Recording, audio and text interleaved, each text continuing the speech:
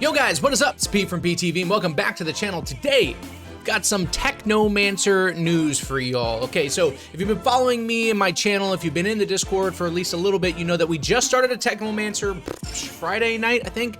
Got a couple Discord homies that helped me power level my Techno all the way to level 30, and since then I've been grinding to try to make them viable. Now, not just viable, but viable through the recent patch and the updates that have happened. This stuff is, it can be tricky, man. It can be tricky, especially with the survivability issue that we're having. So today I want to bring to you guys a Technomancer bullet build that I've found. It's kind of a bare bones version of it. I don't have a lot of the armor tier 3 mods that I need, but I find myself coasting to a lot of gold CT15 finishes, as well as, you know, some kind of like on the fringe, some silver CT15. So we're right there. So if you're struggling as a Technomancer, I think I've got some information that will help you, and I really hope the rest of the video helps. Please make sure to watch it all the way through. I appreciate everyone for being here. That said, let's get right into it. As far as the class setup goes, this is what I'm rocking.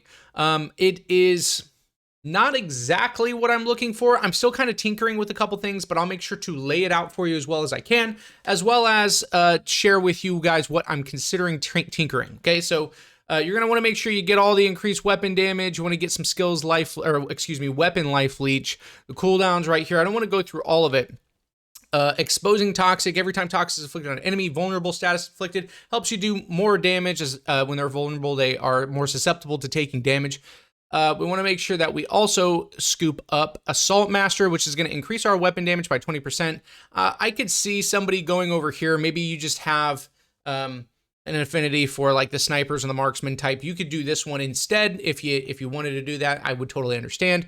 For this build, I'm going to be using an assault rifle, so this is what I've gone with. We also want to make sure that we have two sides of the power. Now, this is kind of touchy only because with the recent patch, it is a little bit more difficult to survive. So increased damage received by all sources by 15%. So we're a little bit squishier, but we do 20% more output of damage. So that's a little bit touchy, but I promise you, we're going to show you a way to guarantee survival, especially in certain circumstances. It's not gimmicky. I'm going to give you lots of different options for it, and show you exactly what I'm using to survive. Okay, so we move forward. We want to make sure that we are doing the UT14 clips, as well as the empowering antenna. I would love to have this right here, but because we're running the toxic rounds and we really don't want to reload at all or ever, reloading and getting that 200% weapon damage is irrelevant to us. I could make a pretty decent build out of this node by itself right here, but we'll save that for another day. Now, inventory, here's what we're going to be doing. Okay, now remember that I've told you that this build is kind of bare bones. I have a few legendary tier 3 mods that have been good for me, and most of it is just most of the build is just kind of thrown together with some T1s and T2s that I have, okay? So we're going to start with the weapon, and the weapon is going to be probably the most important part of the build thus far until I get some of the armor tier 3 mods, right? We are rocking the Amber Vault to get that T3 Killing Spree mod. Now, they attempted to nerf it and they reverted Killing Spree back. I'm not sure what was going on with People Can Fly. I'm not sure exactly what they were looking for, but Killing Spree is still a very, very viable, probably the best weapon mod available for bullet and gun builds. So we're going to make sure that we get that stackable 25% weapon damage increase every time we kill something, right? Now, you'll notice that the T3 mod that we've modified onto the weapon is Golem Rising. I said this in yesterday's video, top 5 defensive mods to help you with survivability post-patch. You could find that card probably up here somewhere. We've done this, and Golem Rising is Emergency Stance, which was the glitched mod that everybody was rocking on their armor. Now it's almost irrelevant because it has a 10-second cooldown and it's only viable for 3 seconds. So you're having about 7 or 8 seconds between when it activates, when it ends, and then the beginning of the next cooldown for it. So that is just too much time right here in survivability that we just can't allow. But Golem Rising grants you the Golem effect, the same effect that it gives you, that Emergency Stance gives you every time you kill an opponent, right? And so we're going to make sure we are constantly killing things. We have to do it for Killing Spree. We have to do it for Golem Rising. You'll notice that some of the other mods, every single time we kill something, we're getting stacks of damage, we're getting stacks of armor or extra defense. And so just because it's natural and it's part of the continuity of the build, Golem Rising, I mean, I'm not going to say it's 100% uptime when we're killing things, because obviously there's time in between kills. But if you can space out the kills from, you know, when you're killing ads and when you're killing elites when they pop up, you can pretty much have this at 100% if you're doing it correctly. Now, I don't expect you to just throw this build on and do it 100% correct. It's going to take a couple of times for you to kind of understand the loop and, you know, how to prioritize different targets of enemies. I've almost got it down to the point where I can have it activated like 95% of the time, which is pretty solid, especially considering that how strong the defensive mod is and how much you know, how much more squishy we're feeling post-patch. This right here, Master Tool. Now, I do use this on occasion. You'll notice that we've thrown Killing Spree on it. Dome of Protection is good. It's not as good as Golem Rising, but Dome of Protection, I've noticed, is really solid for the Insurgency expeditions, the ones where they're just raining down bullets on your face. I've done more testing with it, and it's not fantastic, but obviously it stops the bullets. The only bad thing about it is, it is not the trickster skill that I said it was yesterday. Instead, it is actually stopping bullets like the Devastator skill, right? And so when melee enemies pass through it, they're not affected by it whatsoever, and they just run through it and knock you in the head. And so Golem Rising is definitely the better mod, but I could see somebody switching circumstantially into Dome of Protection and that being a really good option for them too. We don't use Lucky. It's just, I like the way it looks. It looks pretty cool. We're heading over here, and this is not, I repeat, this is not the ideal helmet, because the attributes that we're looking to roll for our equipment are bonus firepower, close range damage, and long range damage. Now, you'll notice we get one of those, not both, but I've decided I can't find the helmet, and so we're going to be using the tier 3 mod Sharp Eye with it anyway, so that's what we have. When we aim down the sights, we get 16,000 firepower for 20 seconds, and that's going to stack, you know, and that is basically doing the same thing that Amber Vault is doing with 5% less efficiency, but it stacks 3 times and it lasts for 20 seconds. So that mod right there is a must-have for all bullet builds. Obviously, it's going to be fit into ours today.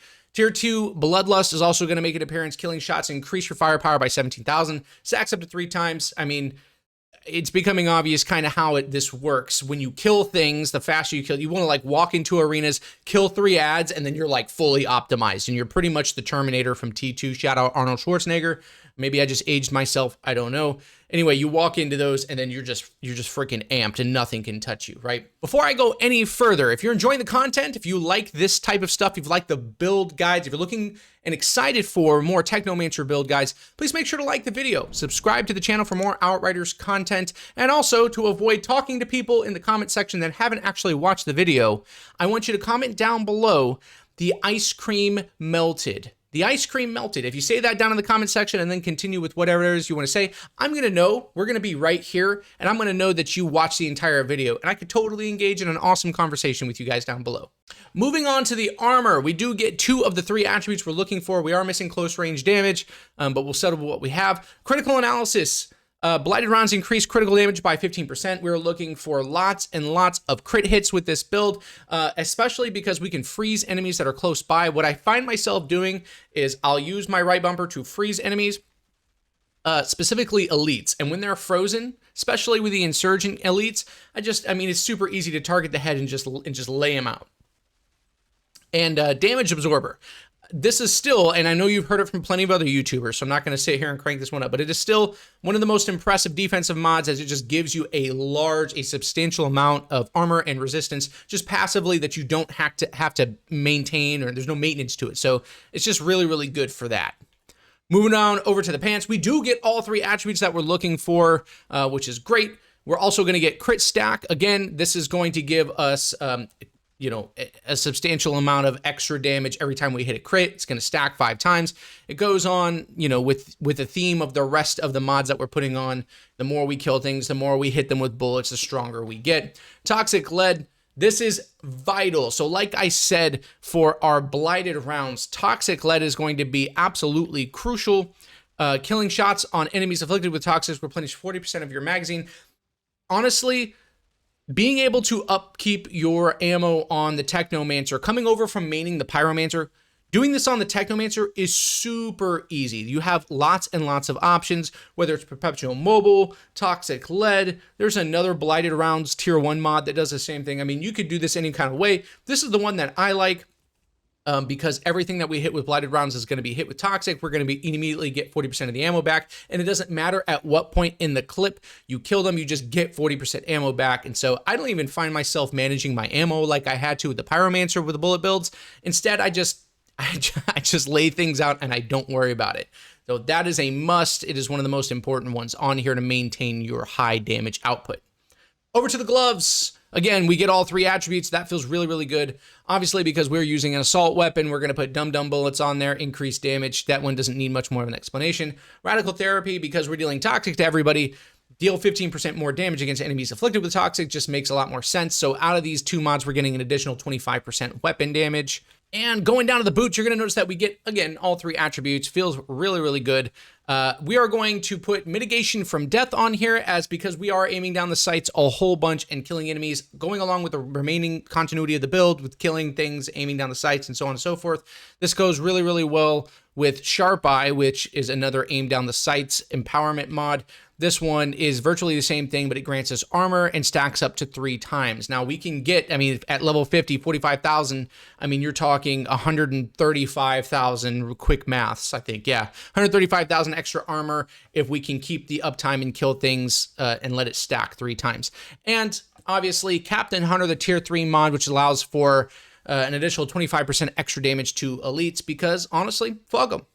That is going to be the end of our Technomancer build. I'm hoping, especially with the Golem Rising modification on your weapon, that this is something that you guys can actually do. I hope that it helps you, especially post-patch with the squishiness.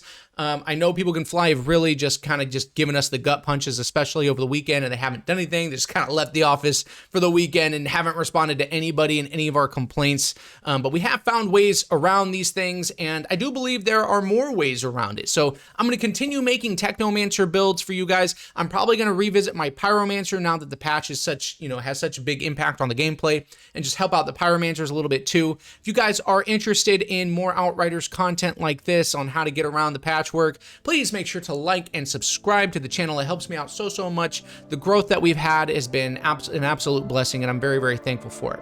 That said, thank you guys so much for watching. Oh my God, the ice cream melted, right? Oh my God, the ice cream melted. Thanks so much for watching, and I'll see you in the next one, man. Peace.